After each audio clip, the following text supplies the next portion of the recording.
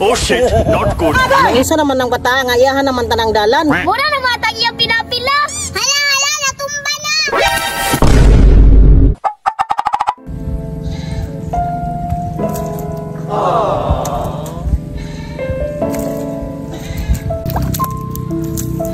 Okay.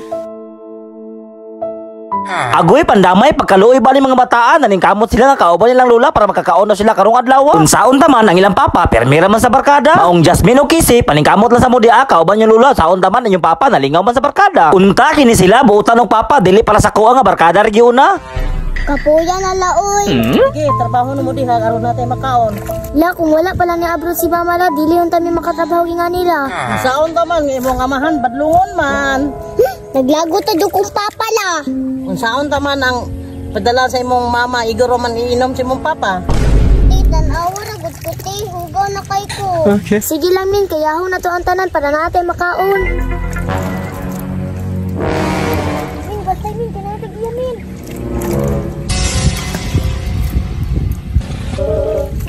Nya, musta yung trabaho dire ingon ni papa? Ako ya, okay raman, dako na ganimig agi o. Trabaho mo ba kay basig makasab-an ta? Okay. Ya, pwede rin makasie para mapalita mo pagkaon. Na, wala ra mo kay kwarta dire, ang kwarta na ko nakapapa. Sige lang, namuli ko. Ingon sa papa na mo si imo. Ah, sige kuya.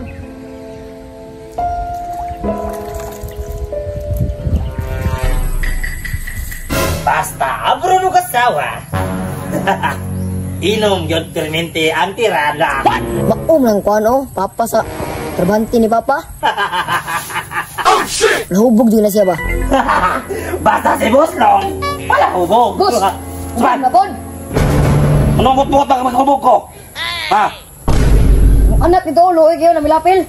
Bahala na ako mga anak niya. Ang importante, naani ug akong barkada. Nagbutbut ako ha? Na. Ulit o.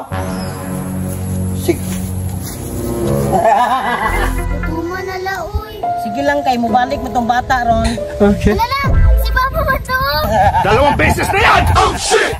Di ka na sa barkada kay padalhan magkwarta si mong mama. La, naunsa namang nilakuan anak ni papa la. Naunsa naman ng bata, ngayahan naman tanang dalan. Muna na matag iyang pinapila. Hala, natumba na. Muna itambal sa pulang ubog.